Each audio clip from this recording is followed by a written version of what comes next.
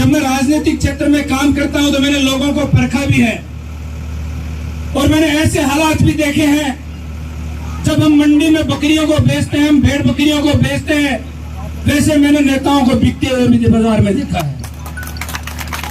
पर मैं भौमिया जी की मंडी में आपको विश्वास दिलाता हूं, जिस मिट्टी ने इस बेटे को पैदा किया है, मैं जीवन में कभी बिकूंगा नहीं, ये आपको भरोसा दिलाता हूं।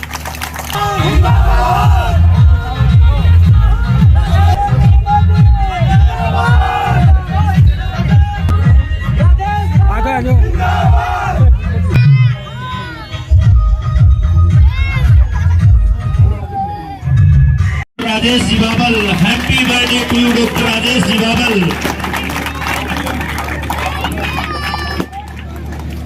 बहुत बहुत ढेर सारी शुभकामनाएं देते हुए कि पंछियों का ये मधुर स्वर पैगाम दे आपको और सूरज की हर किरण ये तेज दे आपको, फूलों की हर कली ये खुशबू दे आपको और देने वाला जीवन की हर सौगात दे आपको। ऐसी ढेर सारी शुभकामनाओं के साथ डॉक्टर राजेश जी बाबल के जन्मदिवस पर पूरे जोरदार तालियां समस्त प्रांगण की ओर से और जय घोष भी। शास्त्री गांव के नवयुवकों द्वारा आयोजित मेरे जन्मदिन के अवसर पे एक शानदार और जानदार कार्यक्रम और उस कार्यक्रम की शोभा बढ़ाने के लिए, मुझे आशीर्वाद देने के लिए इस मंच पे विराजमान हमारे यहाँ के लोकप्रिय सांसद आदरणीय नरेंद्र जी, मंच पर विराजमान यहाँ की पंचायत समिति के प्रधान रहे मेरे छोटे भाई गिरधारी लाल जी, उप प्रधान छोटे भाई संजय जी जांगेड़, ये पवित्र मंच और मंच के सम्मुख विराजमान परम आदरणीय बुजुर्गों, नौजवान साथियों, इतनी संख्या में आई मातृशक्ति, मैंने तो जीवन में कभी ये जन्मदिन दिवस मनाने का काम आज तक नहीं हुआ। मैं आपको विश्वास दिलाता हूं कि इससे पूर्व मैंने कभी मेरा जन्मदिन नहीं मनाया था।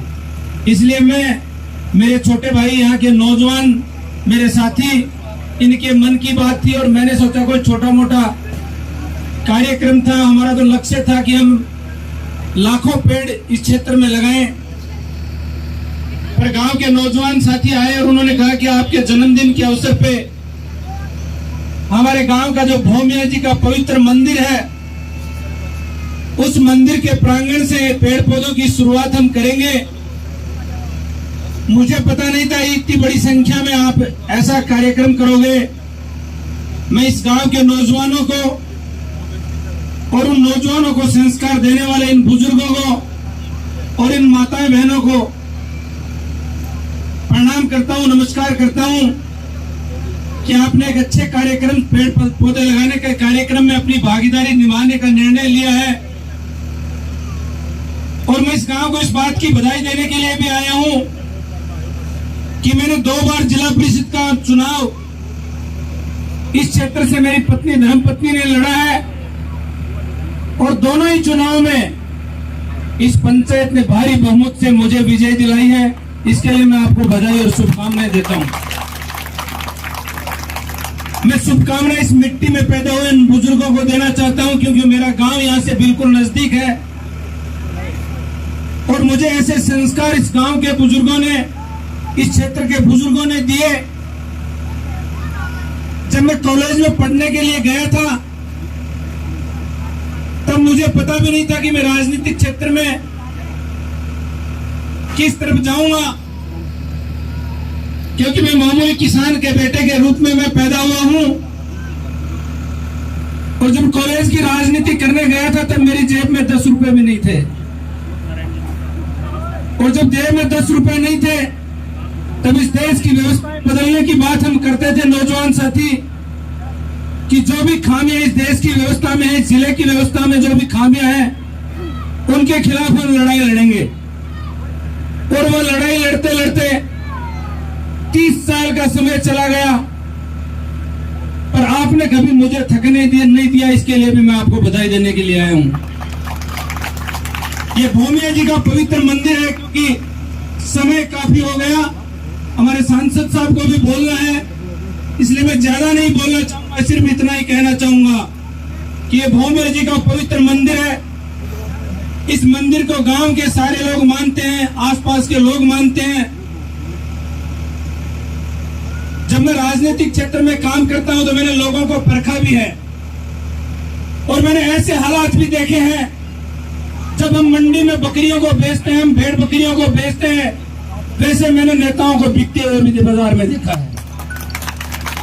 पर मैं भूमिया जी के मंदिर में आपको विश्वास दिलाता हूं, जिस मिट्टी ने इस बेटे को पैदा किया है, मैं जीवन में कभी बिकूंगा नहीं, ये आपको भरोसा दिलाता हूं। भले ही मेरे पास कोई पद हो या नहीं हो, पर मैं आपको विश्वास दिलाता हूं कि आपकी लड़ाई मैं जीवन पर्यंत लड़ूंगा, मेरे पास भले कोई पद हो या नहीं हो। और इस बात का भी विश्वास दिलाता हूं कि कभी मुझे खरीदने वाला कोई नेता न पैदा होगा और न कोई व्यापारी पैदा होगा, मैं आपको विश्वास दिलाता हूं। मैंने मेरे जीवन में ऐसा कोई काम नहीं किया जिसको समाज ठीक नहीं मानता हो, जिसको शास्त्र ठीक नहीं मानते हो, और जिसको संस्कृति ठीक नहीं मानती हो। मैंने ऐसा कोई काम नहीं किया और ऐसा कोई काम नहीं करूंगा। मैं मेरी मेहनत से 2 रुपए कमाता हूं, उस 2 रुपए को समाज में भी कहीं न कहीं लगाता हूं, पर हमारा पहला लक्ष्य इस व्यवस्था को परिवर्तित करना है। जिस लड़ाई को मैं लेके चला हूं, मैं नौजवान साथी बैठे हैं, इनमें मैं सारे दिन नेतृत्व ढूंढता रहता हूं कि भले मैं कुछ बनूं या नहीं बनूं, मैं इन लोगों में से ऐसे नेता को चुनाव करूं जो गांव का सरपंच बने, जो इस क्षेत्र का प्रधान बने, जो इस क्षेत्र का एमएलए बने, जो इस क्षेत्र का सांसद बने। आगे चल के आने वाली 10-20 साल में हमें नेतृत्व की आवश्यकता पड़ेगी।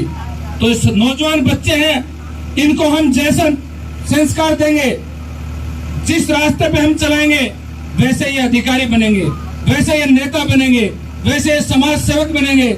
इसलिए मैं आपको विश्वास दिलाता हूं, इस देश की आजादी की जब लड़ाई चल रही थी, तब शहीद आजम भगत सिंह और चंद्रशेखर आजाद चंद लोग थे, उन्होंने ये कहा था कि इस देश को हम संपूर्ण स्वराज्य दिलाएंगे, पर इस देश में उनको छुपने के लिए जगह भी नहीं थी।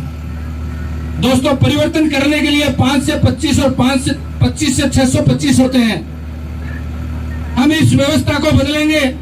ये गांव का गरीब आदमी जब दफ्तर के बाहर बैठा बैठा अपने काम के लिए एप्लीकेशन लिए जब रोता है, तब तकलीफ होती है।